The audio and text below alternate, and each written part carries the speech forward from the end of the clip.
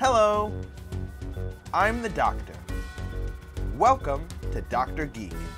Today, we're doing a recap and review of Series 11, Episode 6, Demons of the Punjab.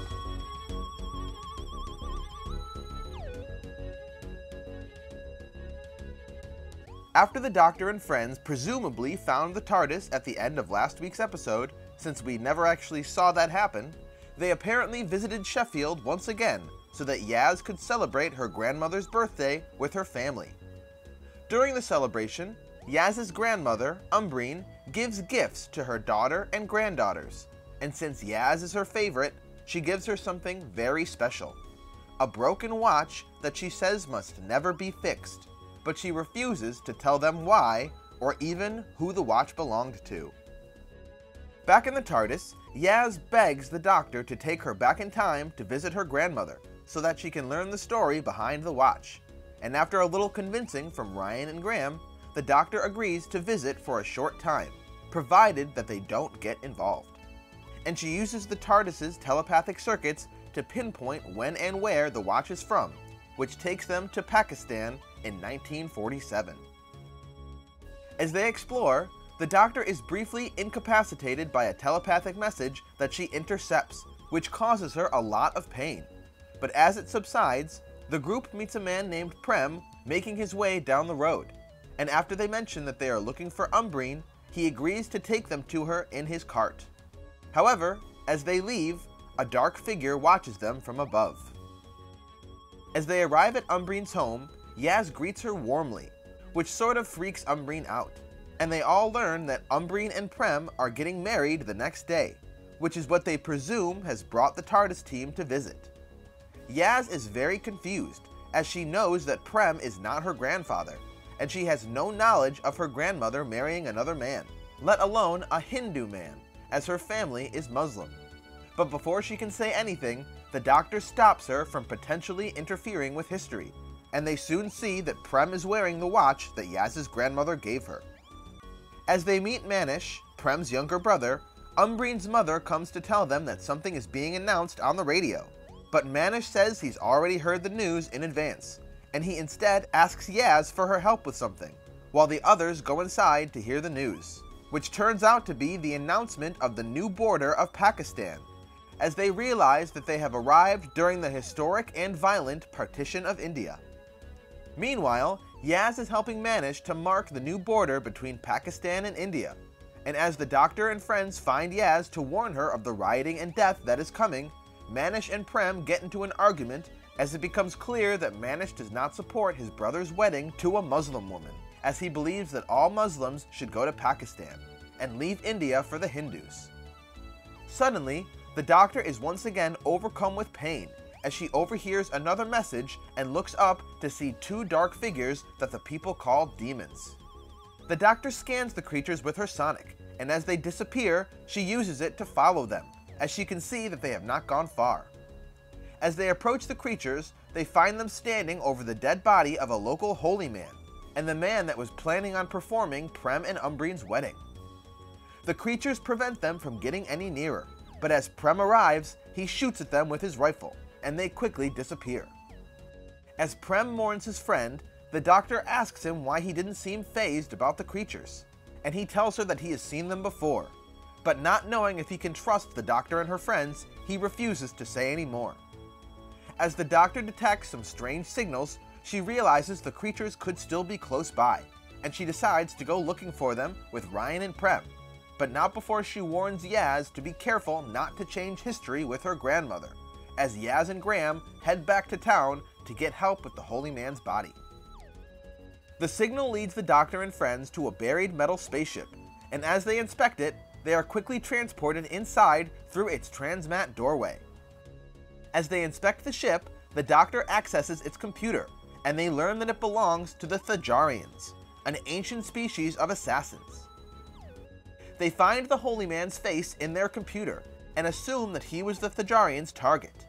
And Prem finally confides in them that he first saw the Thajarians during the war in Singapore, as they stood over the dead body of his older brother. As the Doctor steals a container of a mysterious substance, an alarm sounds, and the Thajarians arrive, accusing the Doctor of desecrating their sacred space. But the Doctor tells them that they are the ones desecrating this planet, and she will not allow that, as it is under her protection. She uses her sonic to reverse the transmat, and they all return to the forest. But as they begin to run, the Doctor discovers transmat locks on the trees around the ship, used to transmat people away from their secure location like a force field, and she steals them from the Thajarians to use against them, as the three quickly run out of the woods. Meanwhile, Graham and Yaz inform Umbreen and Manish that the Holy Man is dead, and as Manish goes to retrieve the body, Umbreen tells them that even this misfortune will not stop her from marrying Prem tomorrow, much to Yaz's displeasure. As Yaz struggles with the fact that her grandmother's life is not what she was told, Graham tells her that Umbreen is not yet her grandmother, and to just try and enjoy living in the moment and spending time with her as a young woman. Suddenly, Ryan, Prem, and the Doctor arrive from the forest and order everyone into the barn, as the Doctor sets up the transmat locks. When the Thajarians arrive, they demand that the Doctor stop interfering with their work, but with her sonic, she activates the transmat locks and sends the Thajarians away, buying them around 12 hours to get Prem and Umbreen married and then form a plan. The Doctor tries to scan the mysterious liquid that she stole from the Thajarians, but it shorts out her sonic and she is forced to analyze the sample with science, but it will take several hours. In the meantime, there is a wedding to prepare for, and the Doctor and Yaz join the women for some henna tattoos, while Ryan and Graham join the men for some cards. As the women talk, Umbreen tells them about her love for Prem, and despite the protests from Umbreen's mother, the Doctor agrees to fill in for the Holy Man and officiate the wedding. Meanwhile, with the men, Manish tells his brother that marrying Umbreen is a mistake, and that India is no longer for her. Later, the Doctor analyzes the results of her experiment, and she discovers that the substance is a very dense mixture of many organic compounds, including billions of strands of DNA. But at that moment, the Thajarians finally break the transmat locks and enter the barn, quickly grabbing the Doctor and disappearing once again in front of the Doctor's surprised companions. In the Thajarian hive, the Doctor asks them if she is the one that they have come to assassinate, but they tell her that they are no longer assassins, having returned to their home planet Thajar after years of killing to find that it had been destroyed, and all of their people died with no one there to mourn or honor them.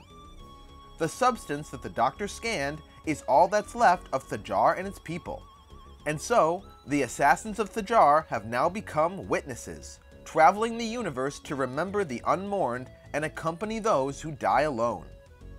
The Thajarians have come to bear witness to the unseen millions that will soon die in the Punjab over the coming days, reading the time waves to figure out where they are needed, and they tell the Doctor that Prem will be dead within a day. The Doctor arrives back in the barn hours after she left, but strangely, her companions are there waiting for her, apparently unconcerned about her return. The Doctor tells them what she has learned, and she suggests that they leave, but Yaz wants to make sure that her grandmother will be okay, and Ryan and Graham agree, but the Doctor warns them that they cannot let on what they know about Prem. Umbreen and Prem decide to get married right on the new border of the countries, with Umbreen proudly declaring that she will be the first woman married in Pakistan. And as the Doctor breaks the rope separating the two countries, she begins her service, and does a beautiful job. To formalize the ceremony, Umbreen picks up the severed rope and uses it to bind her hand to Prem's, taking a Hindu custom and making it her own, while from afar, Manish watches. Afterwards, Umbreen thanks Manish for always being there for her family, and she welcomes him as her new brother, but he tells her that he worked for his brothers, not for her, and he leaves, telling them that none of this will make any difference. As the Doctor goes to talk to Manish, Prem decides to copy a Muslim custom, and he gives Umbreen his watch. However, as he does, it falls and breaks, but Umbreen chooses to look at this as a good sign, as they now have this moment forever frozen in time. Meanwhile, the doctor confronts Manish, who has grabbed his brother's rifle, and she reveals that she knows it was him who killed the holy man out of fear that he would perform the ceremony. Manish tells the doctor that if she wants to live, she should leave now while she has a chance, and the doctor realizes that he has called in armed men, and they have almost arrived. The doctor runs back and warns Prem and Umbreen to run, telling them that they will die if they stay. And after grabbing what little they can, Umbreen says a tearful goodbye to Prem, who is determined to stay back and buy her time to escape. And while Umbreen and her mother flee, Prem goes to meet the horseman, refusing to fear his brother. As Prem confronts Manish, he tells him that he knows about the holy man, but Manish says it was better for the holy man to die than to defile himself by marrying a Hindu and a Muslim. As the horsemen draw their guns on Prem, he tells them that he cannot let them pass, and as the doctor and friends look on, the Thajarians arrive to witness. Deciding not to stay, the doctor grabs Yaz, and they leave. But as they walk away, a gunshot rings out, killing Prem on his wedding day.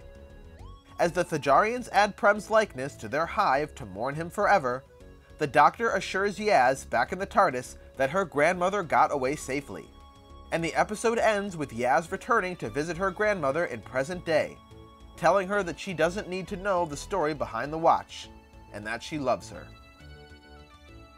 And now, before my review, here were the best lines from Demons of the Punjab. I mean, I could, but I shouldn't. No. I have apologised for the Death-Eyed Turtle Army, profusely. Pakistan, never been there before, another one off the bucket list, long as there's no killer turtles. Gold star for Ryan. Oh wait, Sarah awarding points. Oh, I forgot about the points. Maybe they're out. Shopping. Catching a movie. I'm talking to cover up my latent worry. Oh, overkeen. Should have thought about that. Clever. Also, confiscated. See ya! No one will ever believe us. Especially me now. Still not interfering, are we? Oi! The alien assassin started it. Chicken poo and a biscuit. Bagsy, not chicken poo. Why a biscuit? I love biscuits. Never did this when I was a man. My references to body and gender regeneration are all in jest. I'm such a comedian. I haven't officiated a wedding since Einstein's. His parents didn't approve either. Thought we were not getting involved. Only a teensy bit. Come on. Marriage. Because love is a form of hope, and like hope, love abides. These are demons I have to face alone. So, overall, I thought this was a pretty good episode, all things considered. However, it sadly was not able to shake a lot of the issues that I hoped would be solved by taking Chris Chibnall out of the writer's chair. So, we seem to be stuck with those issues for now. But honestly, with the exception of the baddies this week, I thought this episode worked really well and had some great acting in it. So, let's talk about what I think worked this week. First off, the setting of the episode, both in location and time period, really paid off, as the episode looked gorgeous, being brought to India and Pakistan for the very first time. And the partition was a really interesting period of time to visit, as I will admit that I knew very little about this period before the story was announced, and I have since educated myself a little bit on its history, which is what the writer, Vinay Patel, was hoping for when he wrote it. It was also great to be introduced to some phenomenal Desi actors, as all of the guest stars this week were really fantastic, with Shane Zaza as Prem being the standout character. Shane was able to be strong and charismatic in his role, and he was very likable, which made his death all the more impactful at the end of the episode. He probably had more screen time than almost any other character in this episode, and he did a really great job of carrying this very heavy and serious plot. So they did a great job of casting somebody that the audience would sympathize with. I also really enjoyed Amita Suman as Umbreen, as she was fierce and determined in her love for Prem, and her desire to marry him at all cost was really inspiring. Hamza Jitoa as Manish, while the weakest of the main three, was great as the weak little brother with delusions of grandeur, and I found his betrayal of his brother believable and heartbreaking.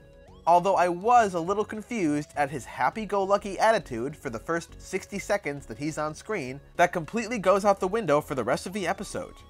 It's like the second the lines are drawn between the two countries, Manish becomes an asshole. So that was a bit weird. Companion-wise, Yaz had a good episode this week as she dealt with the struggle of not wanting to interfere with history, which is always a fun thing to watch a companion deal with. But also, not wanting her grandmother to marry the wrong man was an interesting twist, and it was fun to watch her try and find the correct path through it all. However, I think the prize for Best Companion this week goes to Graham, as he was funny when he needed to be, useful to the plot, and his conversation with Prem after he finds out that he's going to die soon was nothing short of heartbreaking. Bradley Walsh is actually a very good actor, and he let that show this week. Tosin Cole as Ryan did the best he could with what he had this week, but Ryan was kind of quiet in this episode, with the occasional one-liner from time to time. As I said, it was really nice to shine a light on this part of history that a lot of people don't know anything about, and framing it around a Romeo and Juliet style wedding involving a companion's grandmother was a really cool twist. The wedding scene was actually really beautiful, and I expect that Jodie will now be in very high demand to officiate weddings. I really felt the love that Umbreen and Prem felt for each other, and the episode did a great job of showing how friends became enemies and brothers turned against brothers in this very turbulent time in India and Pakistan's past. Honestly, I can't think of a better way that the show could have shown us the heartache of the partition better than they did this week. So, that's really kudos to the writer for making this topic accessible. Unfortunately, the show kind of gets in its own way a little bit by involving the Thajarians. So, now let's talk about what didn't quite work. So, I'll just come right out and say it, the Thajarians are really stupid.